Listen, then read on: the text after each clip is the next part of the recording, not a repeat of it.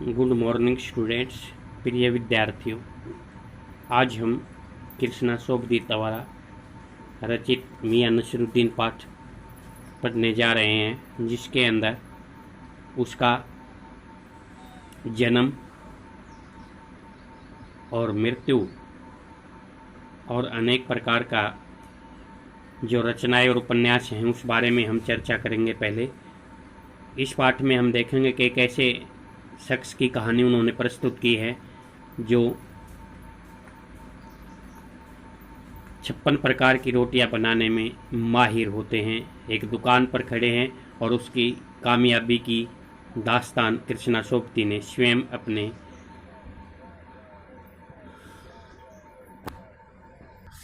अपनी लेखनी से कलमबद्ध किया है बेटा। तो इस कृष्णा सोबती का विशेष महिला कथाकारों में नाम आता है बेटा। उनका जन्म 18 जनवरी 1925 को पाकिस्तान के गुजरात नामक स्थान पर हुआ था। लाहौर में इनकी शिक्षा हुई थी बेटा। दिल्ली प्रशासन के प्रौढ़ शिक्षा विभाग से जुड़ी भी रही थी। ये अकादमी सम्मान और हिंदी साहित्य का अकादमी का सलाहकार सम्मान भी इन्हें प्राप्त हुआ था बेटा। ठीक है, अनेक कहानियाँ और रेखा चित्र भी इन्होंने लिखे हैं बेटा। जिंदगी नामा इनका बहुत बड़ा प्रसिद्ध उपन्यास रहा है। ठीक है, कहानियाँ रही है मित्रों मरजानी, डार से बिछुड़ी आदि संस्मरण भी हैं इसके। ठीक है, शब्दों के आलोक में बेटा। जिंदगी नामा जो उपन्यास है वो बेटा भारत पाक विभाजन पर केंद्रित है इनका, जो बहुत ही प्रसिद्ध रहा है बेटा। और इनकी भाषा जो है बेटा उर्दू मिश्रित भाषा का प्रयोग इन्होंने किया है। कहीं न कहीं उर्दू के शब्द भी हैं बेटा। तो इस पाठ में हम पढ़ेंगे मियां नसरुद्दीन के बारे में बेटा। साहब उस दिन अपना मटिया महल की तरफ से न गुजर जाते तो राजनीति, साहित्य और कला के हजारों हजार मसीहों के धूम धड़ाके में नानबाइयों के मसीहा मियां नसरुद्दीन को कैसे तो पहचानते और कैसे उठाते लुत्फ उनके मसीह अंदाज का। अर्थात उधर से जब वह गुजर रही थी तो उन्हें उनके मसीह अंदाज का लुत्फ उठाया और उसी बारे में ये चैप्टर हमारा जुड़ता है बेटा। हुआ यह है कि हम एक दोपहर के समय जामा मस्जिद के आड़े पड़े मटिया महल के गढ़िया महल्ले की ओर निकल गए थे। एक निहायत मामूली अंधेरी सी दुकान पर पटापट आटे का ढेर सनते देख ठिन के रुक गए थे। वो सोचा सेवइयों की तैयारी होगी, पर पूछने पर मालूम हुआ कि खानदानी नानबाई मियां नसरुद्दीन की दुकान पर खड़े हैं। मियां मशहूर हैं 56 किस्म की रोटियां बनाने के लिए। मियां नसरुद्दीन क्योंकि वो उस अंधेरी गली में से जैसे ही गुजरती है कृष्णा सोबती अपने साथियों के साथ, तो वहाँ पर जो आवाज़ उसे सुनाई दी थी बेटा आटे के गूंथने की, तब वहाँ वो है रुक जाती हैं। हमने जो अंदर झाँका तो पाया मियाँ चारपाई पर बैठे बीड़ी का मजा ले रहे हैं, अर्थात बीड़ी पी रहे थे। उन्होंने अंदर झाँक कर देखा तो मौसमों की मार से पका हुआ चेहरा था उनका। आंखों में काइयाँ, भोलापन और पेशानी पर मंजे हुए कारीगर के तेवर उसके चेहरे पर जो दिखाई दे रहा था। हमें गाहक समझकर मियाँ ने नज़र उठाई। फरमाइए, अर्थात उन्हें गाहक समझा गया, चाहने वाला, रोटी खाने वाला। लेकिन और पूछा कि बताइए क्या लेंगे आप, फरमाइए, हुक्म कीजिए। झिझक से कहा। हम थोड़े से झिझके और कहे आपसे कुछ एक सवाल पूछने थे, आपको वक्त हो तो। मियां नसरुद्दीन ने पंच हजारी अंदाज से सिर हिलाया। पंच हजारी जो होते हैं बेटा एक प्रकार से बड़े बड़े जो साहबजादे होते हैं उनके बारे में कहा गया है। निकाल लेंगे वक्त थोड़ा सा, पर यह तो कहिए कि आपको पूछना क्या है। अर्थात हम थोड़ा सा वक्त निकाल लेंगे आपके सवाल का जवाब देने के लिए, लेकिन आप पूछना क्या चाहते हैं। फिर घूर कर देखा मैंने, अर्थात उनकी तरफ पूछना क्या है। बोल और जोड़ा, मियाँ कहीं अखबार नवीस तो नहीं तो हो, अर्थात तुम अखबार वाले तो नहीं हो। यह जो तो खोजियों की खुरापात है। हम तो अखबार बनाने वाले और अखबार पढ़ने वाले दोनों को ही निठल्ला समझते हैं।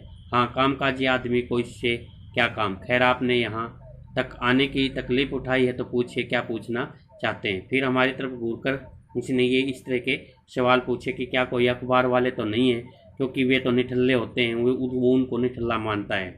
और कामकाजी आदमी को इससे क्या काम। खैर वो उनको फिर भी कहता है कि चलिए आप अपना प्रश्न पूछिए। पूछना यह था कि किस किस किस्म की रोटी पकाने का इल्म आपने कहाँ से हासिल किया है, अर्थात रोटी बनाने की जो कला है, महारत है, वो आपने कहाँ से हासिल की है।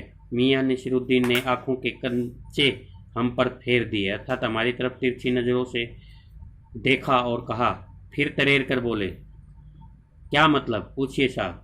नानबाई इल्म लेने कहीं और जाएगा, अर्थात नानबाई अपना काम सीखने के लिए कहीं और थोड़ी जाएगा। क्या नगीना साज के पास जाएगा, क्या आईना साज के पास जाएगा, क्या मीना साज के पास जाएगा, अर्थात जो काम सीखने के लिए क्या इनके पास जाना पड़ेगा। या रफूगर रंगरेज, या अर्थात कपड़ा रंगने वाले होते हैं जो तेली तंबोली से सीखने जाएगा। क्या फरमा दिया साहब, यह तो हमारा खानदानी पेशा ठहरा, अर्थात तो उसने बताया कि ये तो हमारा खानदानी पेशा है। हाँ, इल्म की बात पूछिए तो जो कुछ भी सीखा अपने वालिद उस्ताद से ही, अर्थात उनका जो उस्ताद था, गुरु था, उससे ही। मतलब यह था कि हम घर से न निकले कि कोई पेशा अख्तियार करेंगे, जो बाप दादा का हुनर था वही उसमें उनसे हमने पा लिया बेटा। ठीक है, जो बाप दादा से हमें प्राप्त किया था उसी को हमने अपना लिया। महरूम के उठ जाने पर आ जाने उन्हीं के दिए पर, अर्थात जो उन्होंने हमें सिखाया उसको हमने आसानी से अंगीकार कर लिया, स्वीकार कर लिया, उसको सीख लिया बेटा। शाही नानबाई गढ़िया वाले के नाम से उनके वालिद, जो उन्होंने कहा था कि वालिद ये कौन है, तो उन्होंने बताया था कि वालिद यानी कि हमारे दादा साहब थे, आला नानबाई मियाँ कल्लन उनका नाम था, जो उनके दादा का बेटा। उनके बारे में बताया कि उनसे ही हमने ये काम सीखा है। आपको इन दोनों में से किसी की भी कोई नसीहत याद हो, कोई बात याद हो जो तुम्हें बताई गई हो, कोई शिक्षा याद हो तुम्हें। नसीहत का है कि मियाँ काम करने से आता है, नसीहतों से नहीं। हाँ ठीक है, उसने बताया कि काम नसीहतों से नहीं आता है बल्कि करने से आता है।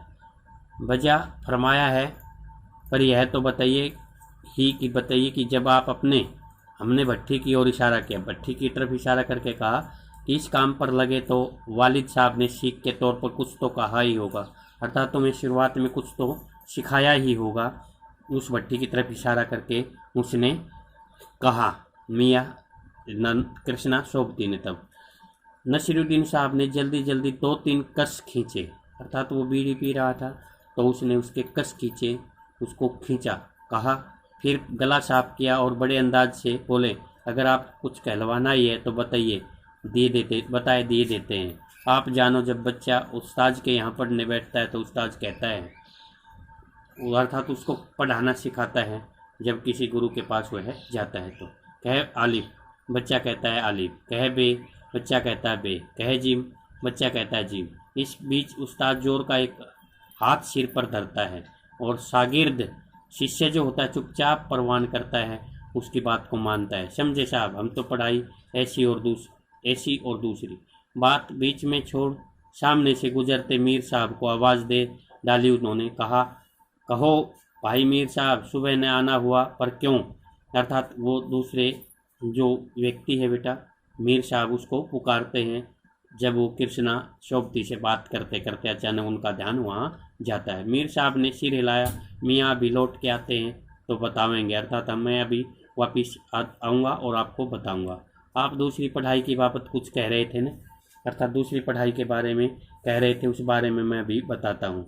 इस बार मियाँ नसीरुद्दीन ने यूँ सिर हिलाया कि सुकरात हूँ, अर्थात एक प्रकार से अच्छे प्रकार से बताने के काबिल हों। अच्छी सुकरात जो एक अच्छे वो हैं बेटा, क्या नाम है, गणित के अच्छे वो ये हैं। इस बार मियाँ नसीरुद्दीन ने यूँ सिर हिलाया कि सुकरात हो, अर्थात बहुत बड़े गणितज्ञ हो। हाँ, एक दूसरी पढ़ाई भी होती है, सुनिए। अगर बच्चे को भेजा मदरसे में तो बच्चा न कच्ची में बैठा, न बैठा वह पक्की में, न दूसरी में, और जा बैठा तीसरी में।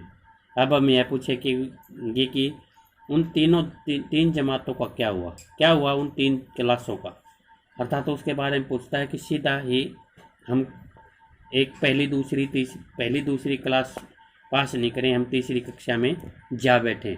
तो उस बारे में कहा है, तो ये तीसरी कक्षा 3 क्लासों का क्या हुआ वो पूछते हैं कृष्णा सोबती से।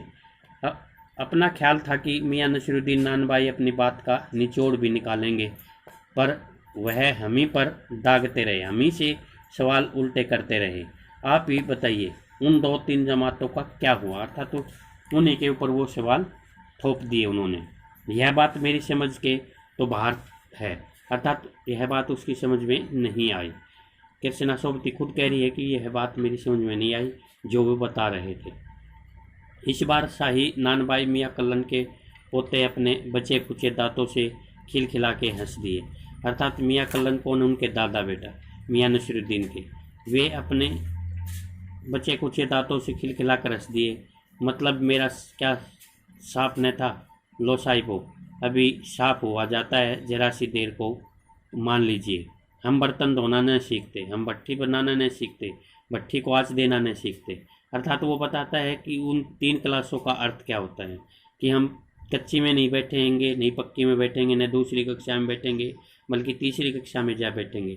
उसने कहा था ना कि आपने खाना बनाना जो सीखा था एकदम कैसे, क्योंकि कहीं आपने किसी से सीखा ही नहीं, तो अपने दादा से सीखा था, तो किस प्रकार से पहली शुरुआत कैसे की थी। लेकिन उसने बताया कि हम इस प्रकार से सीखते थे बेटा। तो उसने उनको बताया कि सबसे पहले हमने बर्तन धोना सीखा, फिर भट्ठी बनाना और उस भट्ठी को फिर जलाना सीखा था। ठीक है बेटा, तो इस प्रकार से ये पहला पार्ट आज आपका पूरा होता है बेटा इस चैप्टर का। ठीक है, थैंक यू बेटा।